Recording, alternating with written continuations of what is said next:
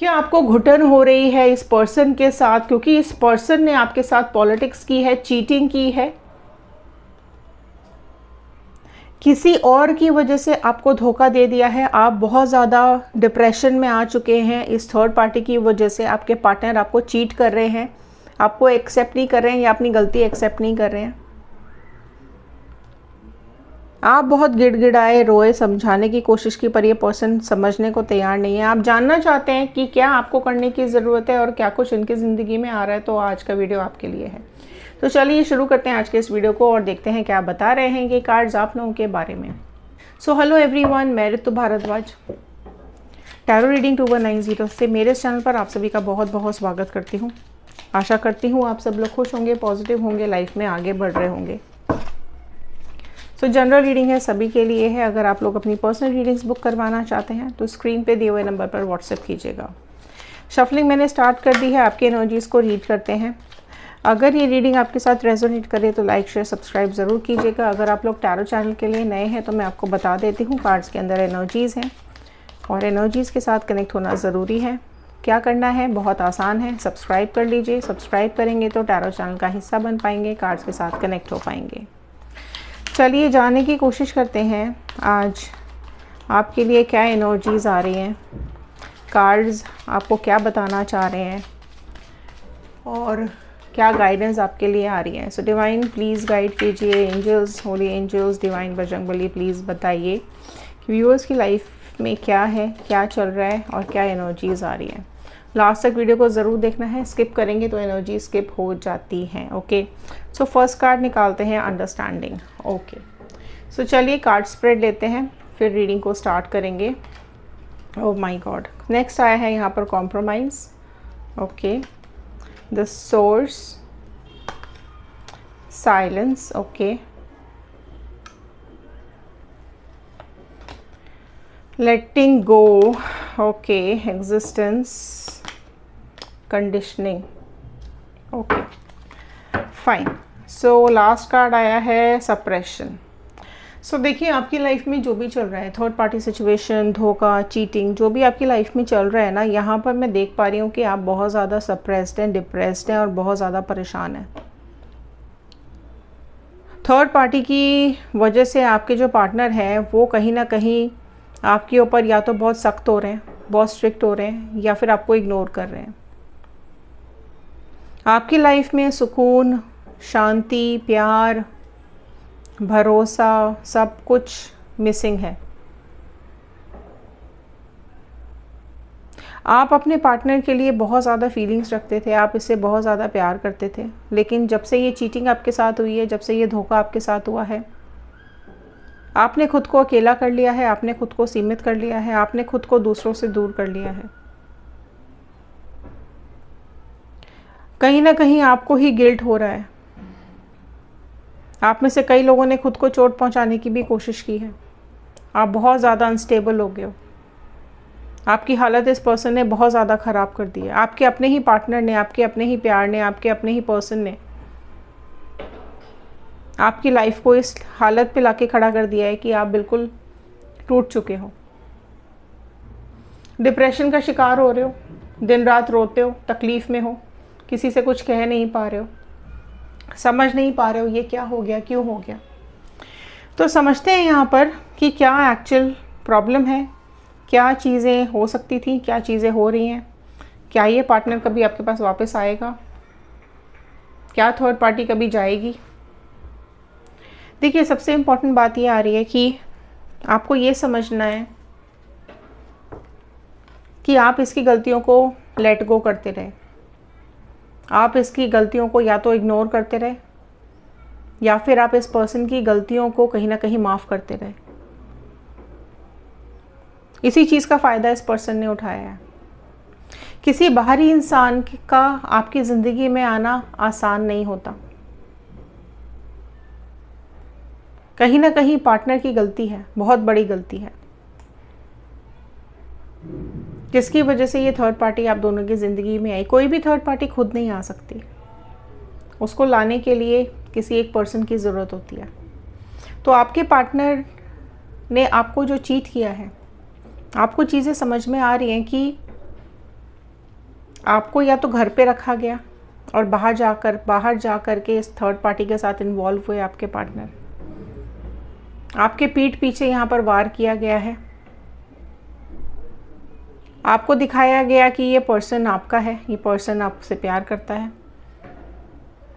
और ज़रा दूरियां अगर आप दोनों के बीच में आई, किसी भी वजह से कोई मिसअंडरस्टैंडिंग हुई, किसी भी वजह से कोई दूरियां आई, किसी भी वजह से कोई गैप आया, वहीं पर इस थर्ड पार्टी की एंट्री कर दी आपके पार्टनर ने, वहीं पर इस थर्ड पार्टी के साथ अटैच होते चले गए।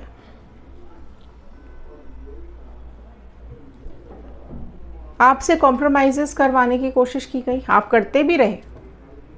प्रॉब्लम यही आ रही है कि आप कॉम्प्रोमाइज़ेस करते रहे, आप लेट गो करते रहे, इसकी हर गलती को आप माफ़ करते रहे। क्यों? क्योंकि आपने प्यार किया था इससे, आप प्यार करते हो इस इंसान से, आप बहुत ज़्यादा इमोशनली अटैच्ड हो इसके साथ।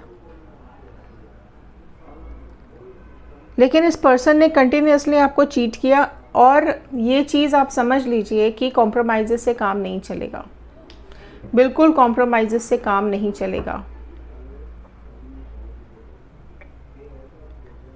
आप कहीं ना कहीं अपनी एग्जिस्टेंस पे काम करो, आप खुद पर काम करो, क्योंकि एक बार अगर आपने इसको पकड़ लिया, इस पार्टनर को आपने पकड़ लिया, आपने इसको कन्फ्रंट कर दिया, आपने इसके प्रूफ अगर इसने मांगे कि प्रूफ दिखाओ, मैं तो कुछ नहीं करता या मैं तो कुछ नहीं करती, प्रूफ दिखाओ, ठीक है, आपने बहुत मेहनत करके, बड़ी मशक्क़त करके आपने प्रूफ भी दिखा दिए, लेकिन फिर भी इस इंसान ने अपनी गलती नहीं मानी।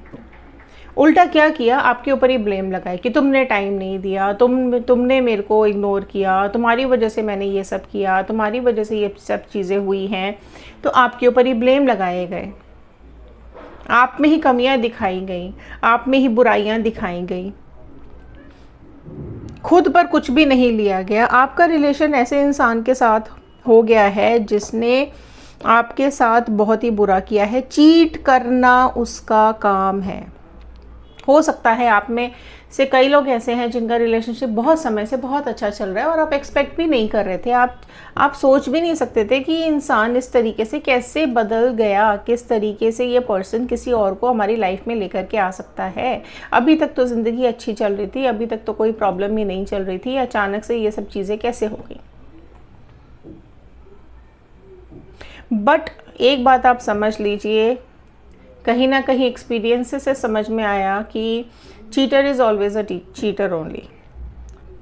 ठीक है, जिसके चीटिंग करने की फितरत है वो चीटिंग करेगा। आप पकड़ लीजिए, आप कन्फ्रंट कर लीजिए, आप डांट लीजिए, आप लड़ लीजिए, आप मार लीजिए, आप धमका लीजिए, कुछ भी कर लीजिए, आपसे छुप करके करेगा, आपको दिखे ना ऐसे करेगा, आपको पता ही ना चले ऐसे कर लेगा, लेकिन वो चीटिंग तो ज़रूर करेगा।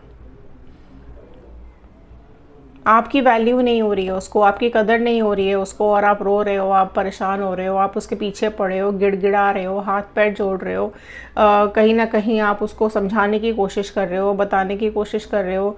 क्या होगा? उसने तो आप में 1000 कमियां दिखा दी, उसने तो आप में 1000 गलतियां दिखा दी, अपनी गलती फिर भी नहीं मानी, क्योंकि कहीं ना कहीं उसको ऐसा लगता है ना कि आप कमज़ोर हो, आप उसको नहीं छोड़ोगे और आप हाथ पैर जोड़ते रहोगे, गिड़गिड़ाते रहोगे, आप अपनी लाइफ से उसको जाने नहीं देना चाहते हो, और वो कहीं और ही जा कर के मज़ा मस्ती कर रहे हैं या कर रही है। तो उसको ये पता है कि आप वीक हो, आप कमज़ोर हो, और वो अपनी ज़िंदगी में कुछ भी कर सकता है या कर सकती है, आप फिर भी उसके साथ ही बने रहोगे, आप उसको छोड़ोगे नहीं, या आप कहीं नहीं जाने वाले हो। इसलिए वो और ज़्यादा अपने को शेर समझने लगता है या लगती है कि वो जो चाहे वो कर सकती है या कर सकता है, लेकिन आप उसका साथ नहीं छोड़ोगे, आप उसको कहीं ना कहीं वैल्यू देते रहोगे, और वो आपको वैल्यू ना दे फिर भी आपको कोई फ़र्क नहीं पड़ता। तो आपको अपने एग्जिस्टेंस पर डेफिनेटली काम करना पड़ेगा, आपको अपनी वैल्यू डाउन नहीं करनी है। उस पर्सन ने भी आपकी वैल्यू करना इसलिए बंद कर दिया है क्योंकि आपने अपनी वैल्यू करना बंद कर दिया है ना। तो आपको ऐसा लगता है कि आप उससे बहुत ज़्यादा प्यार करते हो, आप उसको नहीं छोड़ सकते हो, आप उसके साथ गलत नहीं कर सकते हो, तो मत कीजिए, बिल्कुल भी मत कीजिए। ठीक है, सिर्फ एक काम कर लीजिए कि थोड़े दिन के लिए गायब हो जाइए, अपने ऊपर फोकस करना शुरू कर दीजिए, अपनी लाइफ पे फोकस करना शुरू कर दीजिए, अपनी एग्जिस्टेंस पे काम करना शुरू कर दीजिए। उसको ये रियलाइजेशन होना चाहिए कि उसके जाने के बाद या फिर उसके इग्नोर करने के बाद भी आप अपने वजूद पे काम कर रहे हो, आप खुद पे काम कर रहे हो, आप आज भी स्ट्रांग खड़े हुए हो, आपको फ़र्क ही नहीं पड़ रहा है कि वो क्या कर रहा है क्या नहीं कर रहा है। और जिस दिन उसको ये समझ में आ जाएगा ना कि आपको उसकी वैल्यू ही नहीं है और आपको फ़र्क ही नहीं पड़ रहा, तो कहीं ना कहीं वो इस चीज़ को लेकर के आपकी तरफ ज़रूर ध्यान देने की कोशिश करेगा कि हुआ क्या इसको कोई फ़र्क क्यों नहीं, ये लड़ क्यों नहीं रही है या ये लड़ क्यों नहीं रहा है, ये मुझे इग्नोर क्यों करने लगा है। उसको बेसिकली ऐसा लगता है ना कि आप बिल्कुल वर्थ नहीं हो, ठीक है, आप किसी काम के नहीं हो, आपकी वैल्यू ही नहीं है, इसलिए तो वो थर्ड पार्टी में गया, इसलिए तो उसने थर्ड पार्टी को अपनी ज़िंदगी में लेकर के आए।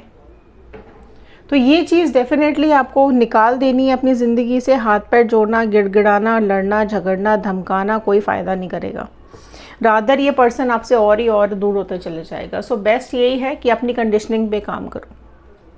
अगर इस पर्सन को ऐसा लगता है कि आप किसी काम के नहीं हो, तो आप खुद को ऐसे मुकाम पर लेकर के आइए जहाँ उसको समझ में आ जाए कि नहीं, वो किसी काम का नहीं है या वो किसी काम की नहीं है। अपनी लाइफ में आगे बढ़ना बहुत ज़रूरी है, क्योंकि जिसने आपके साथ गलत किया, ये देखो कर्मा रिटर्न्स, कर्मा आता है, कर्मा ज़रूर मिलता है। अगर आपने चीटिंग किया है तो आपको चीटिंग ज़रूर मिलेगी, आपने किसी के साथ गलत किया है तो आपके साथ ज़रूर गलत होगा, आपने किसी के लिए बुरा किया है तो आपके साथ भी बुरा ज़रूर होगा। तो कर्मा ज़रूर लौट करके आता है, तो इनको भी कर्मा ज़रूर मिलेगा, 100% मिलेगा। अगर आपके साथ चीटिंग हुई है तो इस पर्सन के साथ भी चीटिंग होगी, थर्ड पार्टी डेफिनेटली इस पर्सन को चीट करेगी। तो आपको अपने ऊपर ट्रस्ट बनाना है, आपको अपने कंडीशनिंग करनी है, आपको अपनी लाइफ में चेंजेस लेकर के आने हैं, आपको खुद को बदलना होगा, आपको अपनी ज़िंदगी को बदलना होगा, आपको अपनी लाइफस्टाइल को बदलना होगा। डिवाइन डेफिनेटली इसके साथ और थर्ड पार्टी के साथ कर्मा ज़रूर करेंगे, ठीक है, डेफिनेटली आपके साथ जस्टिस ज़रूर होगा। सो क्या कर दीजिए, बिल्कुल फाइट करना बंद कर दो, थर्ड पार्टी की कोई बात मत करो, और कोशिश करो कि थोड़े दिन के लिए अगर आप गायब हो सकते हो तो हो जाओ, या कोशिश करो कि वहाँ सामने रहते हुए भी आप इसको इग्नोर करो और खुद पर काम करो, अपनी एग्जिस्टेंस पे काम करो और साइलेंस हो जाओ, चुप हो जाओ। धीरे धीरे करके ये पर्सन खुद ब खुद पागल होने लगेगा या होने लगेगी, और एक जो आप वेकेंट स्पेस क्रिएट करोगे ना, वहाँ कहीं ना कहीं इसको आपकी वैल्यू समझ में आएगी और ये भाग करके आपके पास आएगा या आएगी। सो आप खुद को ऐसे मुकाम पर लेकर के आ जाइए, खुद की कंडीशनिंग पे काम करना शुरू कर दीजिए, ताकि जब आगे जा कर के ये पर्सन आपको देखे, ये खुद भाग करके आपके पास आए। सो आपको कमज़ोर नहीं बनना है, आपको स्ट्रांग बनना है, क्योंकि इसको ऐसा लगता है कि आप कमज़ोर हो, इसको ऐसा लगता है कि इसके बिना आपकी ज़िंदगी नहीं है, इसको ऐसा लगता है ये कुछ भी करे अपनी ज़िंदगी में, आप हमेशा इसके कदमों में बिछे रहोगे, आप हमेशा इसको माफ़ करते रहोगे। और अगर आपको ऐसा लगता है कि ऐसा करने से ये पर्सन आपके पास वापस आएगा या आपका बना रहेगा या बनी रहेगी, तो ऐसा नहीं है, राइट। सो उसको रियलाइज़ करवाओ आपकी वैल्यू, उसको रियलाइज़ करवाओ कि आपकी भी वर्थ है, आपकी भी इम्पोर्टेंस है, आपकी भी लाइफ है और आपकी ज़िंदगी इम्पोर्टेंट है, आपका प्यार इम्पोर्टेंट है, आपका ट्रस्ट इम्पोर्टेंट है। सो जब इसकी देखो नई नई चीज़ें बड़ी अच्छी लगती हैं, जब इसका भ्रम, इसका जो एक इल्यूजन है थर्ड पार्टी को लेकर के, वो जब टूटेगा ये डेफिनेटली वापस आएगा। उसको जब ये चीटिंग उसको थर्ड पार्टी जब इसके साथ चीट करेगी तो डेफिनेटली वापस आएगा। जब इसका एन्जॉयमेंट, इसके मस्ती मज़ा ख़त्म हो जाएंगे तब ये वापस आएगा। जब कंपैरिजन करेगा आपका और इस थर्ड पार्टी का, तो इसको रियलाइजेशन होगा कि आपने हमेशा इसको वैल्यू दी, आपने हमेशा इसके सारे आपने हमेशा इसको हेल्प किया है, आपने इसके सारे गलत कामों को माफ़ किया है। लेकिन थर्ड पार्टी ये सब नहीं करेगी। थर्ड पार्टी अपनी ईगो में है, थर्ड पार्टी अपनी ज़िद में है। तो थर्ड पार्टी को डेफिनेटली कार्मिक्स भुगतने पड़ेंगे और आपके पार्टनर को भी कार्मिक्स भुगतने पड़ेंगे आपके साथ गलत करने का। अगर आप जानना चाहते हैं आपके पार्टनर की करंट फीलिंग्स आपके लिए क्या है, तो मेरा दूसरा चैनल है व्हील ऑफ फॉर्चून टैरो 2190, फटाफट से जाइए, सब्सक्राइब कीजिए और देख लीजिए वीडियोस वहाँ पर। इंस्टाग्राम, यूट्यूब एंड फेसबुक सबके लिंक्स डिस्क्रिप्शन बॉक्स में दिए हुए हैं, फॉलो कर लीजिए, सब्सक्राइब कर लीजिए। तो मिलते हैं अगले वीडियो में। कमेंट में ज़रूर लिखें आप क्या चाहते हैं अपनी लाइफ में, मैनिफेस्टेशंस क्या है आपकी। 111 ज़रूर क्लेम करें अगर ये वीडियो आपके साथ रेजोनेट करता है तो।